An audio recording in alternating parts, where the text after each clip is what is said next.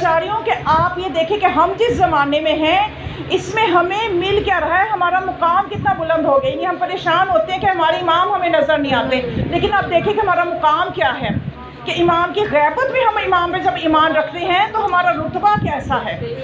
اس میں یہ روایت موجود ہے کہ امام علیہ السلام نے فرمایا کہ ایک زمانہ ایسا آئے گا کہ لوگوں کا امام ان کی نظروں سے غائب ہوگا، لوگوں کا امام ان کے درمیان موجود نہیں ہوگا. اب یہ امام جب فرما رہے ہیں ایسے وقت میں فرما رہے ہیں کہ اس وقت کے لوگ اپنے امام کو دیکھ رہے تھے، تو انہوں نے جب سوچا نا، ان کے لیے عجیب تھا کہ ایک ایسا بھی زمانہ ہوگا کہ لوگوں کا امام سامنے نہیں ہوگا اور لوگ بغیر دیکھے ایمان لائے ہوئے ہوں گے. تو مولا نے فرمایا کہ ان کا امام ان کے سامنے نہیں ہوگا، لیکن ان میں سے خوش نصیب وہ ہوں گے کہ جو باوجود اپنے امام کی غیبت کے بغیر اسے دیکھے ہمارے امر ولایت پہ ثابت قدم رہیں گے. جو ہمارے امر ولایت پہ ثابت قدم رہیں گے تو ان کے لیے اللہ کی طرف سے جو کم ترین اجر ہوگا.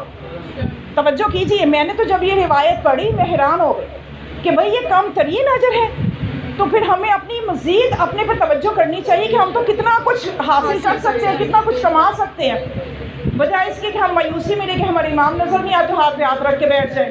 کم ترین اجر مولا نے فرمایا کہ یہ ہوگا کہ ان کو اللہ یہ اعلان کرے گا، اللہ کی آواز آئے گی ان کے لیے کہ اے وہ لوگوں کہ جو تم خوش نصیب ہو کہ تم لوگوں نے میرے پنہاں پہ ایمان لائے ہو، میرے غیب کی تصدیق کی ہے اور بغیر دیکھے کی ہے. تمہیں نیک کار لوگوں کا اجر مبارک ہو. تمہیں میرے نیک کار لوگوں کا، یہ ہم سے خطاب ہے، تمہیں ہمارے نیک کار لوگوں کا اجر مبارک ہو. تم ہی میری خاص کنیزیں ہو، تم ہی میرے خاص غلام ہو. میں تمہارے گناہ بخش دوں گا، میں تمہارے گناہ بخش دوں گا اور میں تمہاری وجہ سے لوگوں پہ رحمت کی بارشیں کرتا ہوں. کام سمجھ میں آیا؟ ہماری وجہ سے خدا فرماتے ہیں میں تمہاری وجہ سے دوسرے لوگوں پہ جو بارشیں رحمت کی کرتا ہوں وہ تمہاری وجہ سے کرتا ہوں، تمہاری وجہ سے ان کی مشکلات کو دور کرتا ہوں. اگر تم نہ ہوتے تو میں ان پہ عذاب کر دیتا. کیا مقام و منزلت ہے اس غیبت میں بھی، کیا مقام و منزلت ہے. تو امام فرماتے ہیں کہ یعنی یہ والا جو عرصہ ہے کہ ہم نے اپنے امام کو دیکھا بھی نہیں اور ان پہ ایمان لائے ہوئے ہیں. ایک مرتبہ ایک شخص آیا امام کی خدمت میں، توجہ ہے نا سب کی؟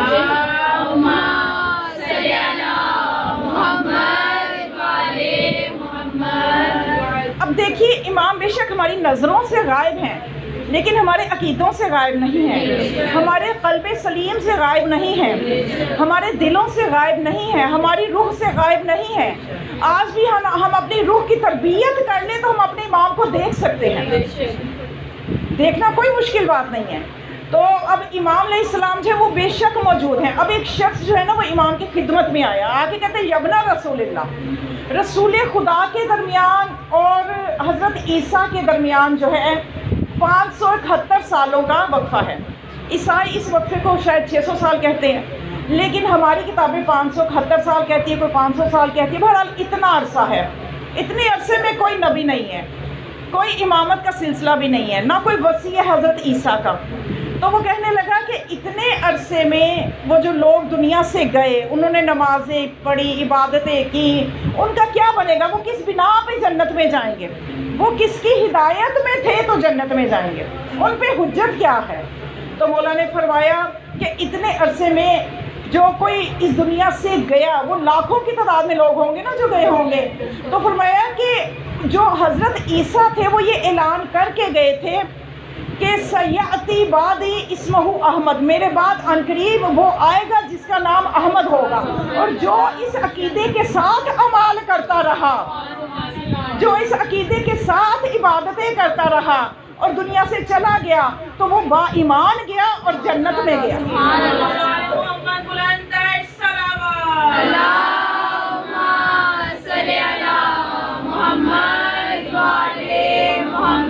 تو یہی ہمارے والے حالات تھے نا کہ ان کے اس لوگوں کے لیے بھی سامنے کوئی حجت نہیں تھی. آج ہم بھی اس دور میں، ہمارا بھی ایمان ہے کہ ہمارے امام ہیں وہ ظہور فرمائیں گے، لیکن ہمارے تو امام موجود ہے نا، ان کے درمیان تو موجودگی بھی نہیں تھی کسی کی، لیکن وہ اس ایک جملے کی وجہ سے سیاتی من بعد اسمہ احمد، اسی جملے پہ ایمان رکھتے ہوئے دنیا سے گئے تو ان کی عبادتیں بھی قبول ہو گئی.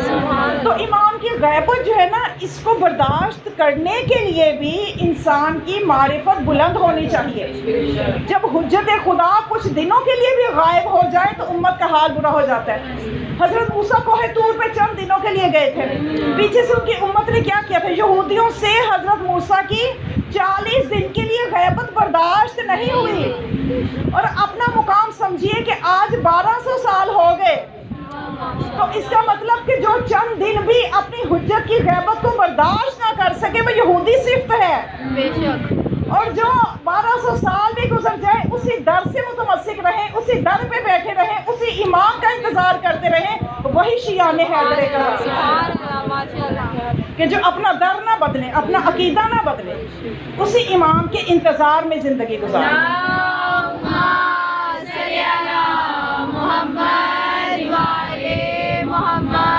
تو آج کا جو دن ہے ہمارے امام کے تذکرے کا دن، اپنے امام سے محبت پیدا کرنے کا دن. امام علیہ السلام کی جب تک ہمیں معرفت نہ ہو ہم ان کی صحیح طرح سے نہ ان سے محبت کر سکتے ہیں، نہ ہم ان کے لیے حقیقی طور پہ دعا کر سکتے ہیں کہ وہ ہمیں زیارت کروائیں. یہ اتنی جو ریاضتیں ہم تبھی کریں گے نا جب ہم اپنے امام کی عظمت کو سمجھیں گے. تو بس چند جملے امام کی عظمت کے لیے کہ امام علیہ السلام کے لیے آپ جمعے کو زیارت پڑھتے ہیں. جو تو پڑھتے ہیں انہیں پتہ ہوگا، جو نہیں پڑھتے وہ دیکھیں، کتابوں میں زیارت لکھی ہوئی ہے. امام زمان علیہ السلام کی جو چند جملے ہیں، بہت لمبی زیارت نہیں ہے. میں کہتی ہوں کہ وہ زیارت نہیں ہے، وہ امام زمان علیہ السلام کا قصیدہ ہے. قصیدہ ہے وہ ہمارے امام کا. اگر اس زیارت کو آج آپ تھوڑا سا میں اس قصیدے کی وضاحت کروں تو آپ دوبارہ جب اس کو پڑھیں گی تو آپ کو لطف آئے گا اور آپ کا دل چاہے گا کہ جمعہ ہی کیا ہم روز یہ زیارت پڑھیں. اس میں کیا فرمایا، اس زیارت میں کیا ہے، کہ اس میں کس طرح سے سلام بھیجا گیا ہے امام پہ. اس میں یہ لکھا جو جملہ پہلا ہے، السلام علیک یا حجت اللہ فی الارض، کہ اے زمین پر اللہ کی حجت آپ پر ہمارا سلام. یا حجت اللہ یعنی جو خدا کی حجت ہوتے ہیں، جو ہستیاں خدا کی حجت بن کے دنیا میں آئی ہیں. اس کا مطلب کیا ہے؟ یعنی زمین پر خدا کی حجت. اس کا یہ مطلب نہیں ہے کہ کسی ایک طبقے پہ حجت یا صرف انسانوں پہ حجت، بلکہ ہر چیز پہ، حیوانات پہ، انسانوں پہ، شجر پہ، حجر پہ، ہر چیز کے اوپر امام کی حکومت ہے. ہر چیز کے اوپر. اور امام کا کیا لقب ہے؟ امام زمانہ، یعنی زمانے کے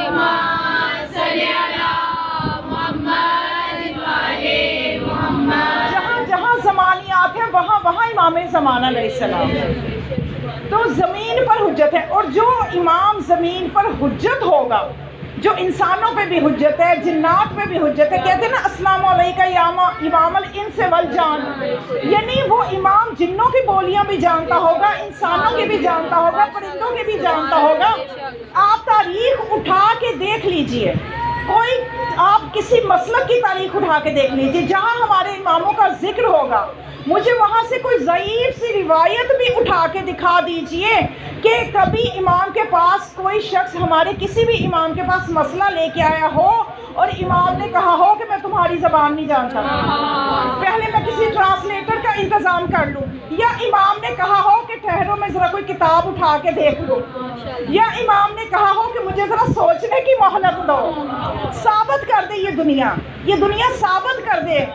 ہمارے 12 کے 12 اماموں کی تاریخ اور سیرت اٹھا کے دیکھ لے کہ ساری دنیا ان کی طرف محتاج نظر آئے گی، یہ ساری دنیا سے بے نیاز نظر آئیں گے. ہر کوئی اپنی علمی مشکلات کے لیے ان کے در پہ آئے گا اور یہ مشکلات کو دور کرتے ہوئے ہی نظر آئیں گے. تو یہ ہے امام کا مقام، یہ حجت خدا کا مقام.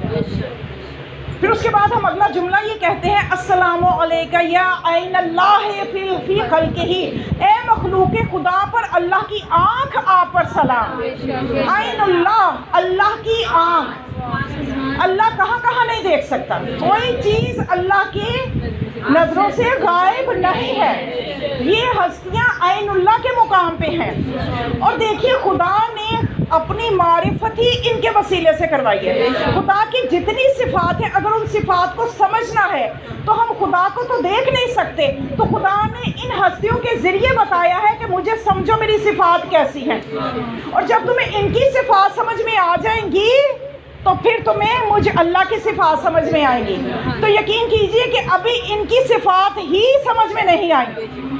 اگر ان کی صفات سمجھ میں آ گئی دنیا کی تو کسی وقت اللہ کو بھی کوئی صفت دے دیں گے، اللہ کی صفات کی بھی کوئی حد معین کر دیں گے۔ اس لیے اللہ نے ان کو جن صفات کے ساتھ بھیجا ہے ان کی ہی کوئی حد نہیں ہے، ان صفات ہی کی کوئی حد نہیں ہے۔ کیونکہ ایک روایت مجھے نظر ہے دمعۃ الثاقبہ میں ایک شخص امام کی خدمت میں آئے، امام باقر علیہ السلام کو،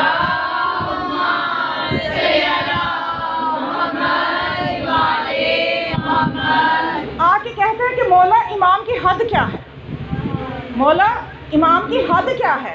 یہ ہم جو حد معین کرتے ہیں نا، دیکھیے مولا کیا فرماتے ہیں۔ مولا نے بہت سادہ سا اس کو جواب دیا، مولا سے کیونکہ وہ بات ہی ایسے کرتے ہیں کہ ان کا فرمانا ہے کہ لوگوں کی عقلوں کے مطابق کلام کرو۔ اب میں یہاں پہ عربی میں خطبہ پڑھنا شروع کر دوں، بچیوں کے اوپر سے گزرتے ہیں، مجھے کیا ملے گا؟ نہ آپ کو کچھ ملے گا۔ تو مولا نے اس کے حساب سے بہت سادہ سا جواب دیا۔ مولا نے فرمایا کہ امام کی حد یہ ہے کہ اس کا احترام کرو اور اس کی تمام باتوں پہ ایمان رکھو، اور امام کی طرف، اور امام کا کام پھر بتایا کہ امام کا کام یہ ہے کہ وہ ہدایت کریں۔ بس بات اتنی ہے کہ تم امام کا احترام کرو، امام کی جو خوبیاں ہیں، امام کے پاس جو کمالات ہیں ان پہ ایمان رکھو، اور امام کا کام ہے کہ تمہیں ہدایت کرے۔ اور دوسری بات یہ کہ امام کے یہ احترام اور روب تمہارے اندر ایسا ہونا چاہیے کہ جب امام تمہیں نظر آئے تو روب کی وجہ سے تمہاری آنکھیں اوپر نہ اٹھے۔ تو پھر اس کے بعد فرمایا کہ امام جو ہے وہ اپنے تمام لوگوں کو جانتا ہے، جتنے اس کے شیعہ ہیں ان کو بھی جانتا ہے، جو شیعہ نہیں ہے امام کو نہیں مانتے امام ان کو بھی جانتا ہے، کیونکہ عین اللہ ہے، اللہ کی آنکھ ہے، امام سب کو دیکھتا ہے۔ پتہ تقی بہجت نے لذت ملاقات ایک ان کی کتاب، اس میں کیا فرمایا کہ اہل بیت علیہ السلام جو ہیں ان کو ہر جگہ حاضر اور ناظر جاننا ہی نجات کا باعث ہے۔ اگر کوئی نجات حاصل کرنا چاہتا ہے تو وہ ان کو ہر جگہ حاضر اور ناظر مانے، اگر اس بات میں شک کرے گا تو اس کی نجات نہیں ہے، اس کی معرفت کمزور ہے۔ اب یہاں پہ بڑے بے وقوف اٹھتے ہیں اور وہ سوالات عجیب طرح کے کرتے ہیں، بہکانے کی کوشش کرتے ہیں۔ میں بے وقوفوں کا ساتھ تذکرہ اس لیے کرتی ہوں کہ کہیں ان کی الٹی سیدھی باتوں میں بھی آپ بھی نہ آ جائیں کہ لو جی حاضر اور ناظر ہونا تو اللہ کی صفت ہے۔ بھئی یہ اللہ کی صفات کا مظہر ہے، اللہ کا حاضر اور ناظر ہونا اس کی صفت ذاتی ہے، اور ان کا ہر جگہ حاضر ہونا اللہ کی عطا سے ہے، اللہ کی عطا سے ہے۔ بس یہ فرق آپ سمجھ لو، یہ مخلوق ہے اہل بیت اللہ کی۔ تو اب یہ بہت سی پیچیدگی ہے اس میں۔ بہرحال امام نے فرمایا کہ ہمارے پاس دونوں فہرستیں موجود ہیں، جو ہمیں نہیں مانتے ان کی بھی فہرست موجود ہے، جو ہمیں مانتے ہمارے شیعہ ہیں ان کی بھی فہرست موجود ہے۔ تو راوی نے پوچھا کہ مولا کیا ہم آپ کے شیعہ ہیں؟ میں ہوں آپ کا شیعہ۔ مولا نے فرمایا ہاں تمہارا نام اسی فہرست میں ہے، اور یہ تمہارے ساتھ ہے ان کا نام اسی فہرست میں جو ہمارے شیعوں کی فہرست ہے۔ تو کہنے لگے مولا ہمیں یقین کیسے آئے کہ آپ کو معلوم ہے؟ مولا نے فرمایا اگر میں تمہارے باوجود تک تمہیں بتا دوں تو پھر کافی رہے گا۔ تو اس نے کہا ہاں جی بتائیے۔ تو مولا نے جب ان کی پشتوں کے نام لینا شروع کیے تو پیچھے تک چلے گئے، کہنے لگے مولا 3 سے آگے چوتھی پشت تو ہمیں بھی پتہ نہیں ہے۔ مولا بس اتنا کافی ہے، اس سے آگے تو ہم بھی نہیں جانتے۔ یہ ہے ائمہ کا مقام۔ مولا فرماتے ہیں ہمارے جو اہل سنت یا ہمارا جو ہم پہ جو ایمان نہیں رکھتے، جو ہمارے شیعہ نہیں ہیں، ان کی فہرستیں بھی ہمارے پاس موجود ہیں، کیونکہ امام کے لیے یہ سب چیزیں امام کے لیے ہونا ضروری ہیں۔ اگر ایسا نہ ہو تو امام میں اور دوسرے کسی عام بندے میں کیا فرق ہوگا؟ حجت خدا میں اور عام بندے میں فرق کیا ہوگا کہ جب امام بھی محتاج نظر آئے گا تو وہ حجت خدا کیسی؟ حجت خدا کے لیے ضروری ہے کہ اس کا تصرف اتنا ہو، کیونکہ سب لوگوں پہ امام ہے وہ، اور اپنے ان لوگوں کو بھی جانتے ہیں جو ان کے شیعہ نہیں ہیں۔ ملاقات امام زمان علیہ السلام میں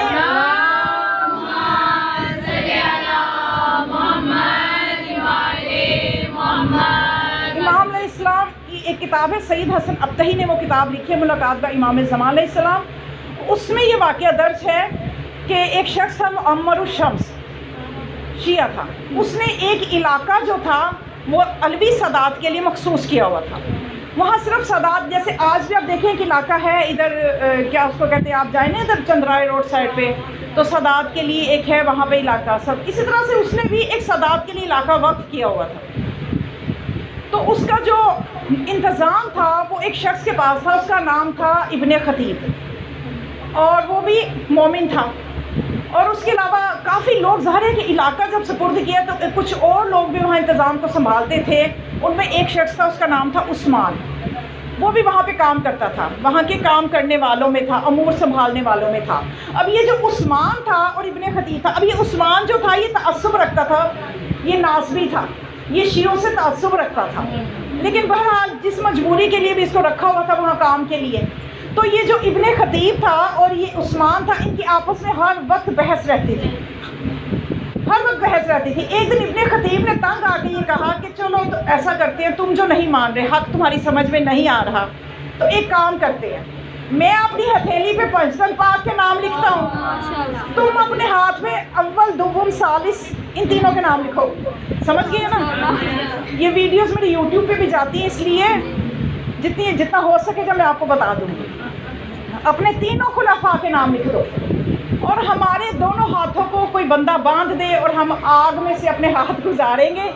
بس تنگ آ کے جو بھی اس کی سمجھ میں بات آئی ہے، تو یعنی حیران کن اور عجیب سی یہ بات ہے جو اس نے کی، لیکن بہرحال وہ تنگ آ کے اس نے یہ کہہ دیا کہ ہم اپنے ہاتھ آگ میں ڈال دیں گے، جس کا ہاتھ جل جائے گا وہ حق پہ نہیں ہوگا اور نہ ہی اس کے وہ بڑے حق پہ ہوں گے، اور جس کا ہاتھ محفوظ رہے گا وہ حق پہ ہوگا اور اس کے بڑے بھی حق پہ ہوں گے.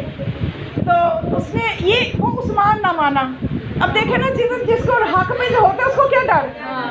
آج زنجیر زنی بھی ہو رہی ہے، سب کچھ ہو رہا ہے، ہمیں پتہ نہیں کہ ہم کن کی محبت میں یہ کام کرتے ہیں، عزاداری ہو رہی ہے، ماتم ہو رہا ہے، ہمیں پتہ ہم کن کے عشق میں یہ کام کر رہے ہیں. تو اب اس نے کہا کہ وہ ڈر گیا، اس نے کہا کہ نہیں ایسا نہیں ہوگا. اب لوگوں میں اس کا مذاق بن گیا کہ تم ایسا نہیں کر رہے، اس کا مطلب ہے کہ کوئی گڑبڑ ہے، کہ تم جو اس بات پہ نہیں مان رہے. تو اس نے اس کی جو ماں تھی وہ اوپر سے دیکھ رہی تھی، گھر کی کھڑکی سے دیکھ رہی تھی. اس نے اوپر سے ہی شیعوں کو بولنا شروع کر دیا، لام تان کرنا شروع کر دیا، گالیاں دینا شروع کر دی کہ میرے بیٹے کی ذلت کروا رہے ہیں. وہ جب اس طرح بول رہی تھی تو اسی وقت اس کو ایک غیر معمولی درد اس کی آنکھوں میں آیا، شروع ہوا. اسی وقت نبینا ہو گئی، اندھی ہو گئی. اچھا، جب یہ اندھی ہو گئی تو اس کے بعد بہت سی جگہوں سے علاج کروایا، اس کی بینائی واپس نہیں آ رہی تھی. پھر اس علاقے کی کچھ شیعہ خواتین، عراق کا یہ واقعہ، شیعہ خواتین اس کے پاس آئیں اور اسے کہا کہ تم نے چونکہ ہمارے زمانے کے امام کا دل دکھایا ہے، ان کے شیعوں کو برا کہہ کے ان کا دل دکھایا ہے، اس لیے تم اپنا عقیدہ بدلو تو پھر ٹھیک ہوگی، تمہیں امام معاف کریں گے تو ٹھیک ہوگی. تو اس نے کہا میں کہاں سے معافی مانگوں؟ انہوں نے کہا کہ چلو ہم تمہیں نا امام کا جو مقام ہے نا، مقام ہے صاحب الزمان. امام علیہ السلام کی نا 3 جگہ پہ مستقل نشستیں ہوتی ہیں کہ وہاں امام ہوتے ہیں. ایک نشست آپ کی کربلا میں ہے، ایک نشست آپ کی ہلا میں ہے، اور ایک نشست آپ کی وادی السلام میں ہے. ان تینوں جگہوں کو مقام صاحب الزمان کہتے ہیں. تو اب یہ جو نشست تھی نا ہلا میں، وہ نزدیک تھی، وہ جو خواتین تھی شیعہ خواتین، وہ اس کو وہاں لے گئیں، جا کے اس جگہ پہ اس کو بٹھایا، خود باہر آ گئی. اب وہاں پہ کچھ ہی دیر کے بعد وہ روتی چلاتی باہر آئی اور کہنے لگی اے یا امام المنتظر مجھے معاف کر دے، یا صاحب الزمان مجھے معاف کر دے.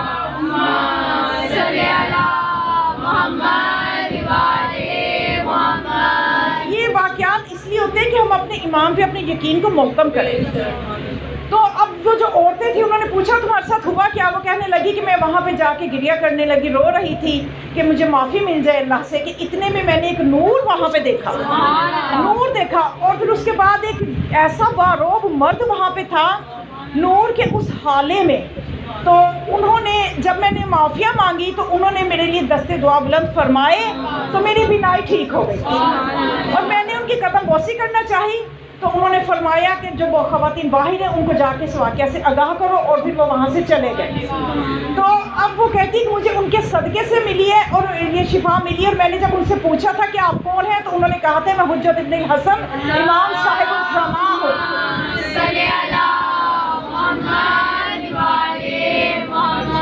کے بیٹے عثمان نے جب یہ معجزہ دیکھا وہ بھی شیعہ ہو گیا، اور جس نے بھی یہ معجزہ سنا وہ شیعہ ہوتا چلا گیا۔ مذہب حقہ کو یہ ہے ہمارے مذہب کی حقانیت، یہ ہے ہمارے امام کا تصرف۔